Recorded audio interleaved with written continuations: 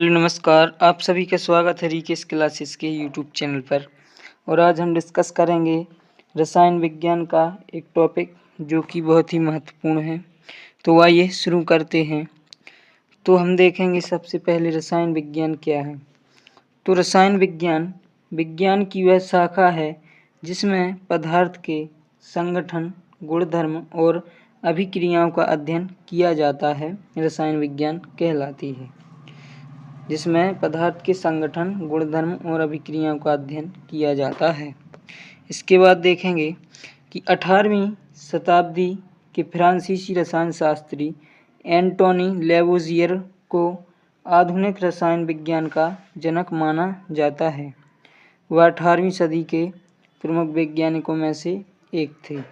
तो रसायन विज्ञान का जनक फ्रांसीसी रसायन शास्त्री एंटोनी लेवोजियर को कहा जाता है। केमिस्ट्री शब्द की उत्पत्ति लैटिन भाषा के शब्द कीमिया से हुई है, जिसका अर्थ होता है काला रंग। देखेंगे अब पदार्थ क्या है।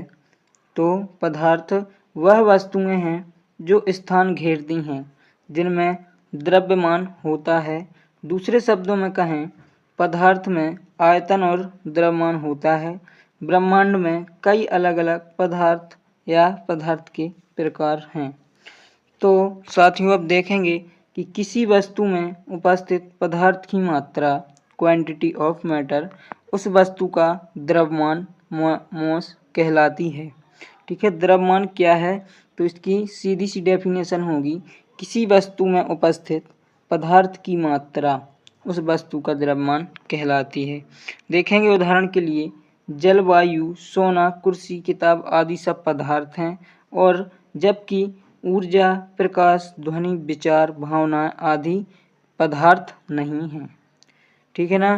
तो द्रव्य या पदार्थ वह वस्तुएं हैं जो स्थान घेरती हैं और जिसमें द्रव्यमान होता है। पदार्थ के प्रकार देखेंगे। पदार्थों का वर्गीकरण, क्लासिफिकेशन ऑफ मैटर। तो पदार्थों का वर्गीकरण दो प्रकार से किया जाता है। एक भौतिक आधार। तो भौतिक आधार में वर्गीकरण तीन प्रकार में किया गया है। ठोस अवस्था, सॉलिड, दूसरी द्रव अवस्था, लिक्विड स्टेट, और तीसरी गैसीय अवस्था, गैस स्टेट। तो भौतिक आधार में इसका वर्गीकरण तीन प्रकार में किया गया है। अब देखेंगे हम रासायनिक आधार पर इसका वर्गीकरण। तो रासायनिक आधार पर इसका वर्गीकरण तीन प्रकार से किया जाता है: तत्व, एलिमेंट, यौगिक, कंपाउंड, और मिश्रण, इसे मिक्सचर कहते हैं। तो इसका रासायनिक आधार का भी वर्गीकरण तीन प्रकार से किया गया है। अब देखेंगे हम ठोस अवस्था को देखेंगे। तो ठोस अवस्था में वस्तु का आकार, शेप एवं आयतन, वॉल्यूम निश्चित होता है, और ठोस पदार्थ में कण एक दूसरे से बहुत कसकर बंधे होते हैं। ठोस पदार्थ एक दूसरे से बहुत कसकर बंधे होते हैं, और अवयवी कणों का स्थिर रहते हुए अपने स्थान पर कंपन होना, मतलब अपने स्थान पर अवयवी कण कंपन होते हैं और बहुत पास पास होते हैं। ठोस पदार्थों में अंतराणुक बल में दूरी कम होती है। तो इनमें मतलब जो इनके अंतर अणु होते हैं, अणुओं में अंतर होता है तो बहुत कम होता है। उदाहरण के लिए लकड़ी, लोहे की छड़, कांच, पत्थर आदि सब ठोस अवस्था के उदाहरण हैं। अब देखेंगे हम द्रव अवस्था यानी लिक्विड स्टेट। तो द्रव अवस्था में पदार्थ का आकार, शेप अनिश्चित होता है, परंतु आयतन निश्चित होता है। द्रव जिस पात्र में रखे जाते हैं उसी पात्र का आकार ले लेते हैं।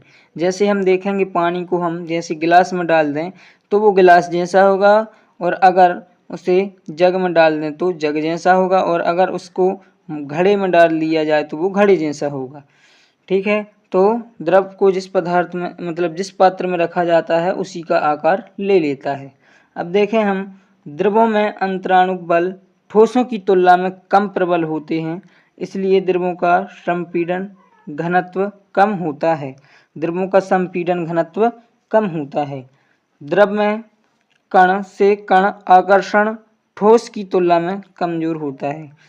कहा जाए कि द्रव में कण से कण आकर्षण मतलब आकर्षण बल ठोस की तुलना में कमजोर होता है। उदाहरण के लिए द्रव अवस्था का उदाहरण है जल, दूध, तेल आदि। तो ठोस मतलब द्रव अवस्था में जो कण से कण में आकर्षण बल होता है बहुत कमजोर होता है। अब देखेंगे हम गैसीय अवस्था। तो गैसीय अवस्था देखेंगे तो गैसीय अवस्था में पदार्थ के आकार एवं आयतन दोनों ही अनिश्चित होते हैं। मतलब गैसीय अवस्था में पदार्थ का शेप एवं वॉल्यूम दोनों ही अनिश्चित होता है और गैसीय पदार्थ को संपीड़ित करना आसान होता है। गैसीय पदार्थ को संपीड़ित करना आसान होता है क्योंकि इसके जो अणु होते हैं वो एक मतलब बहुत दूर दूर होते हैं। ठोस और द्रव की अपेक्षा में बहुत दूर दूर होते हैं और वे तरल पदार्थ या ठोस पदार्थ की तुलना में कहीं अधिक स्थान घेरती हैं जिनसे वे बनती हैं। ठीक है, तो गैस होती हैं तो वे तरल और ठोस पदार्थ की तुलना में कहीं अधिक स्थान घेरती हैं जिससे वे बनती हैं।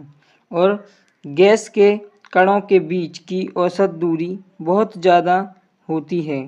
ठीक है, बहुत ज़्यादा दूरी होती है। इसके बाद हम देखेंगे गैस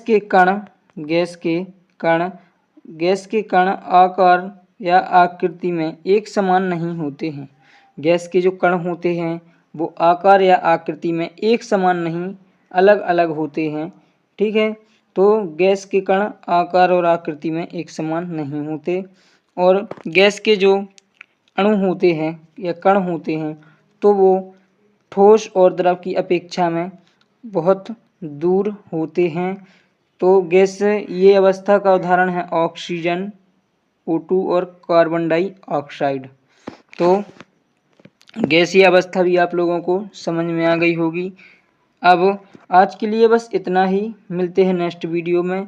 तब तक के लिए चैनल को सब्सक्राइब और वीडियो को लाइक करें। इसका सेकंड पार्ट आएगा, इसी की प्लेलिस्ट बनी होगी तो उसी में इसका सेकंड पार्ट आएगा। आज के लिए बस इतना ही, धन्यवाद।